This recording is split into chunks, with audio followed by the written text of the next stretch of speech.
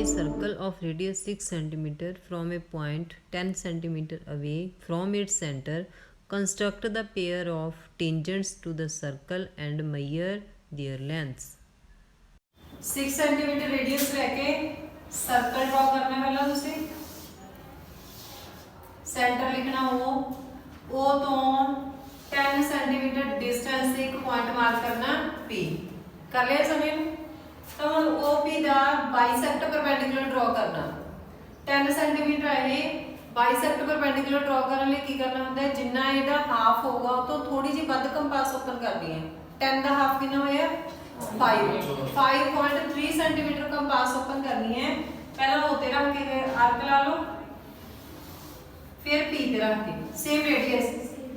5.3 centimetre half तो more than ਇਹਦੇ ਵਿੱਚੋਂ ਲਾਈਨ ਡਰਾ ਕਰ ਦਾਂਗੇ ਹੁਣ ਇਹ ਜਿੱਥੇ ਇੰਟਰਸੈਕਟ ਕਰਦੀ ਹੈ ਪਰਪੈਂਡੀਕੂਲਰ ਬਾਈਸੈਕਟ ਵਾਲੀ ਲਾਈਨ ਇੱਥੇ Q ਪੁਆਇੰਟ ਮਾਰਕ ਕਰ ਲੈਣਾ ਤੁਸੀਂ ਹੁਣ Q ਨੂੰ ਸੈਂਟਰ ਲੈ ਕੇ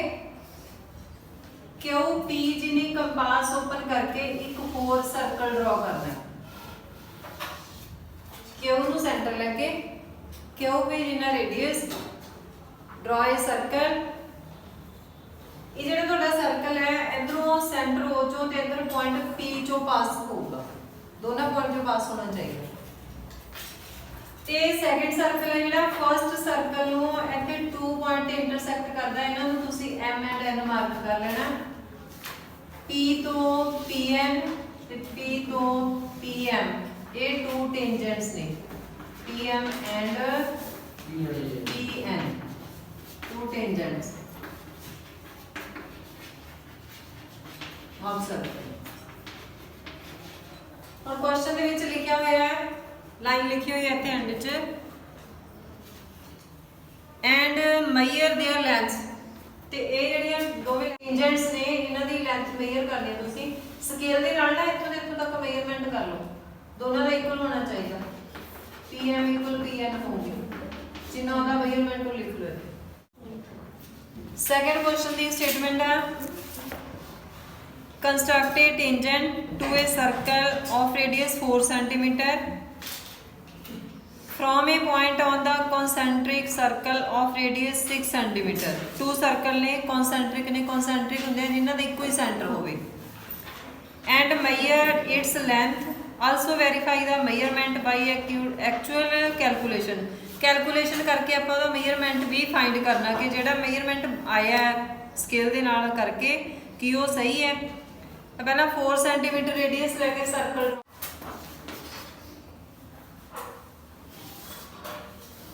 4 सेंटीमीटर कंपास ओपन करके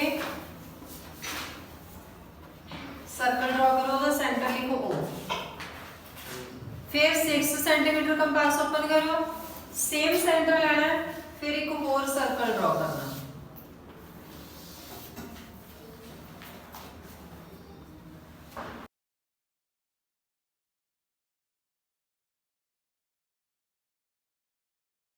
ਹੁਣ ਇਹ ਜਿਹੜਾ ਆਪਾਂ ਬਾਹਰਲਾ ਸਰਕਲ ਡਰਾ ਕੀਤਾ ਹੈ ਨਾ ਇਹ ਤੋਂ ਟੈਂਜੈਂਟ ਡਰਾ ਕਰਨੀ ਹੈ ਜਿਹੜਾ 4 ਸੈਂਟੀਮੀਟਰ ਵਾਲਾ ਸਰਕਲ ਹੈ ਹੁਣ ਇੱਧਰ ਦੇਖ ਲਓ ਪਹਿਲਾਂ ਤੁਸੀਂ ਇਹ ਜਿਹੜਾ ਲਾਈਨ ਸੈਗਮੈਂਟ ਹੈ ਇਹਨੂੰ ਇੱਥੋਂ ਤੱਕ ਪ੍ਰੋਡਿਊਸ ਕਰ ਲੈਣਾ मतलब कि लार्ज सर्कल है जेड़ा ओदा रेडियस 6 सेंटीमीटर इत्थे पॉइंट मार्क कर लेना P हुण जेड़ा OP है एदा बाइसेक्ट परपेंडिकुलर ड्रॉ करना ये कितना 6 सेंटीमीटर 6 का हाफ कितना होगा 3 दे हाफ तो मोर देन 3.3 या 3.4 ਆਪਾਂ 3.3 कंपास ओपन करनी है पहला O ते रख के आर्क लानी है फिर P ते रख कितनी कंपास ओपन करनी है 3.3 पहला कंपास रखनी है O ते आर्क लानी है फिर इधरों सेम रेडियस की आर्क लानी है ਇਹਦੇ ਵਿੱਚ ਇਦਾਂ ਤੁਸੀਂ ਲਾਈਨ ਮਤਲਬ ਕਿ ਇਹ ਬਾਈਸੈਕਟ ਪਰਪੈਂਡੀਕੂਲਰ ਡਰਾ ਕਰਨਾ ਬਾਈਸੈਕਟ ਪਰਪੈਂਡੀਕੂਲਰ ਜਿਹੜਾ ਇੰਟਰਸੈਕਟ ਕਰੂਗਾ OP ਨੂੰ ਉੱਥੇ ਫਿਰ Q ਪੁਆਇੰਟ ਮਾਰਕ ਕਰ ਲੈਣਾ ਇੱਥੇ ਹੁਣ Q ਨੂੰ ਸੈਂਟਰ ਲੈ ਕੇ QP ਜਿੰਨੀ ਕੰਪਾਸ ਓਪਨ ਕਰਕੇ ਇੱਕ ਹੋਰ ਸਰਕਲ ਡਰਾ ਕਰਨਾ ਇਹ ਜਿਹੜਾ ਸਰਕਲ ਹੈ ਇਹ ਫਰਸਟ ਸਰਕਲ ਨੂੰ ਇੰਟਰਸੈਕਟ ਕਰੂਗਾ ਤੇ ਇਧਰੋਂ ਉਹਦੇ ਵਿੱਚੋਂ ਪਾਸ ਹੋਊਗਾ जिथे इंटरसेक्ट करता उत्थे एम पॉइंट मार्क कर लो क्योंकि इत्थे इक्को ही टेंजेंट ड्रॉ करने ਨੂੰ ਕਿਹਾ ਤਾਂ ਆਪਾਂ ਇੱਥੇ एम ਮਾਰਕ ਕਰਕੇ P ਨੂੰ M ਨਾਲ ਜੁਆਇਨ ਕਰ ਦਾਂਗੇ।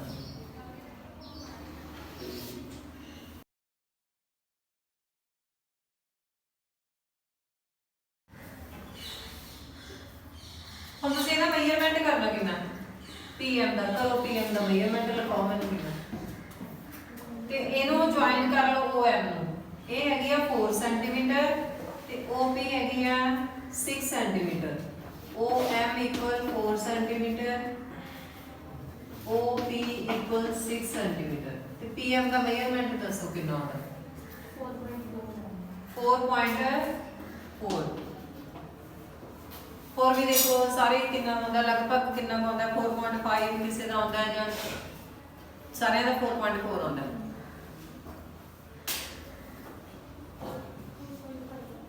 4.5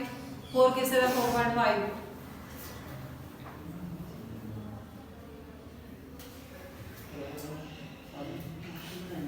कितना है गुरकीरत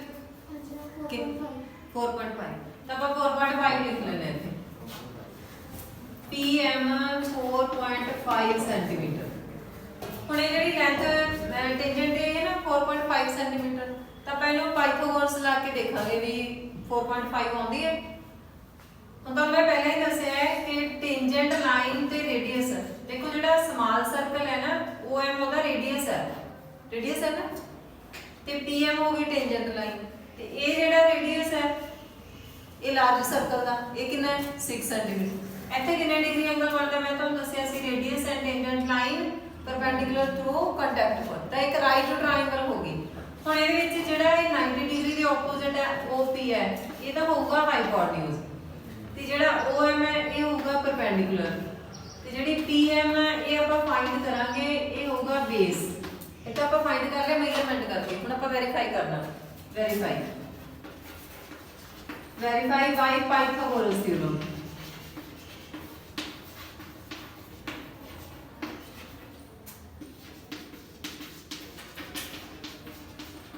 पाइथागोरस थ्योरम अनुसार Pythagoras theorem h² = p² + b² ਤੇ ਹਾਈਪੋਟੇਨਸ ਰੱਖੇਗਾ 6 ਪਰਪੈਂਡੀਕੂਲਰ 4 ਤੇ ਬੇਸ ਆਪਾਂ ਫਾਈਂਡ ਕਰਨਾ 6 ਨੂੰ 6 ਨਾਲ ਮਲਟੀਪਲਾਈ 36 4 ਨੂੰ 4 ਨਾਲ ਮਲਟੀਪਲਾਈ 16 plus b² ਹੁਣ 16 ਇੱਧਰ ਲੈ ਕੇ ਮਾਈਨਸ ਕਰ ਦਾਂਗੇ b² = 36 - 16 ਦੇਖੋ ਮੈਂ ਲਿਖਿਆ ਇਦਾਂ ਆ b ਜੇ ਇੱਧਰ ਰੱਖਾਂਗੇ ਨਾ 16 ਇੱਧਰ ਆ ਕੇ ਮਾਈਨਸ ਹੋ ਜਾਊਗਾ ਤਾਂ ਫਿਰ ਵੀ ਇੱਥੇ b² = 36 - 16 b² = 20 ਹੁਣ b² ਹੈ ਤਾਂ ਆਪਾਂ 20 ਦਾ ਸਕੁਅਰ ਰੂਟ ਕਰਾਂਗੇ 20 ਦੇ ਫੈਕਟਰ ਤਾਂ ਬਣਦੇ ਨਹੀਂ ਤਾਂ ਆਪਾਂ डिवीजन मेथड करते हैं इत्थे क्योंकि ਆਪਾਂ देखना कि 4.5 ਆਉਂਦਾ इसलिए पॉइंटां च आंसर ਕੱਢਣਾ ਪੈਣਾ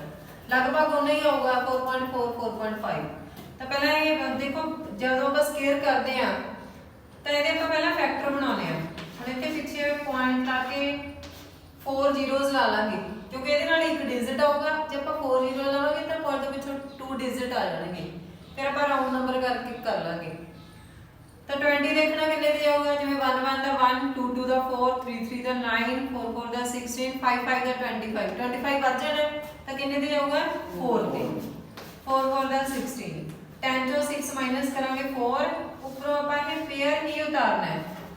ਪੁਆਇੰਟ ਤੋਂ ਵਿੱਚੋਂ ਪੇਅਰ ਉਤਾਰਿਆ ਤਾਂ ਆਨਸਰ ਚ ਪੁਆਇੰਟ ਲਾ ਦਾਂਗੇ ਹੁਣ ਇਹਦਾ ਕਰਨਾ ਡਬਲ 4 ਦਾ ਡਬਲ ਕਿੰਨਾ ਹੋ ਜਾਊਗਾ 8 8 ਦਾ ਟੇਬਲ ਪੜੀਏ 40 ਤੋਂ ਗ੍ਰੇਟਰ ਦੇਨ ਨਾ ਹੋਵੇ 8 4 ਦਾ 32 8 5 ਦਾ 40 पर 5 ਨਾਲ ਮਲਟੀਪਲਾਈ ਕਰਾਂਗੇ ਕੈਰੀ ਵੀ ਐਡ ਹੋ ਜਾਣਾ ਇਸ ਲਈ ਆਪਾਂ 8 ਦੇ ਨਾਲ 4 ਲਾ ਕੇ 4 ਨਾਲ ਮਲਟੀਪਲਾਈ ਕਰ ਦਿੰਦੇ ਆ 4 4 ਦਾ 16 4 8 ਦਾ 32 33 ਤੇ ਆ ਜਾਊਗਾ 3 3 6 10 ਚੋਂ 6 ਗਏ 4 9 ਚੋਂ 3 6 ਫਿਰ ਆਪਾਂ ਇਹ ਡਬਲ ਜ਼ੀਰੋ ਲਿਖਣੀ ਹੈ ਇਹਦੇ ਨਾਲ ਹੁਣ ਫਿਰ ਇਹਦਾ ਡਬਲ ਕਰ ਲਾਂਗੇ ਇੱਥੇ ਪੁਆਇੰਟ ਨਹੀਂ ਮਾਰਕ ਕਰਨਾ ਸਿੱਧਾ ਆਨਸਰ ਚ ਹੀ ਲਾਣਾ 44 ਦਾ ਡਬਲ ਹੋ ਗਿਆ 88 ਹੁਣ 88 ਦੇਖਦੇ ਆ ਫਿਰ ਇੱਥੇ 64 ਤੋਂ ਗ੍ਰੇਟਰ ਦੈਨ ਹੋਵੇ ਤਾਂ 88 ਦਾ 64 ਹੁੰਦਾ ਤਾਂ ਆਪਾਂ ਇੱਥੇ 7 ਲਾ ਕੇ 7 ਨਾਲ ਮਲਟੀਪਲਾਈ ਕਰ ਲੈਂਦੇ ਆ।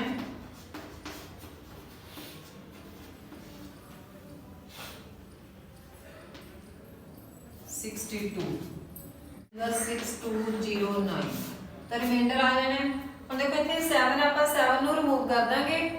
ਇਹਦੇ ਵਿੱਚ ਇੱਕ ਐਡ ਕਰ ਦਾਂਗੇ ਤਾਂ ਇਹ ਕਿੰਨਾ ਬਣ ਜਾਊਗਾ 4.5। b is equal to 4.47, b is equal to 4.5 centimeter ਤੇ pm is equal to 4.5, hence proved। ਇੱਥੇ ਲਿਖ ਲਓ hence proved। ਜਿਹੜਾ ਆਪਾਂ ਮੇਜ਼ਰਮੈਂਟ ਕੀਤਾ ਸੀ ਉਹ ਵੀ 4.5 ਹੈ ਤੇ ਜਿਹੜਾ ਆਪਾਂ ਸੋਲਵ ਕਰਕੇ ਕੀਤਾ ਉਹ ਵੀ 4.5 ਹੈ। कंस्ट्रक्शन लिखनी है। First step, draw a circle with centre O of radius 4 centimeter and draw another circle with radius 6 centimeter with same center. Second point, draw a line segment OP and draw bisect perpendicular of OP, intersect OP at point Q. Third point, take Q as center and OQ radius. Draw a circle, intersect the first circle at point M. Fourth point, draw a tangent PM from point P. Measure the length PM.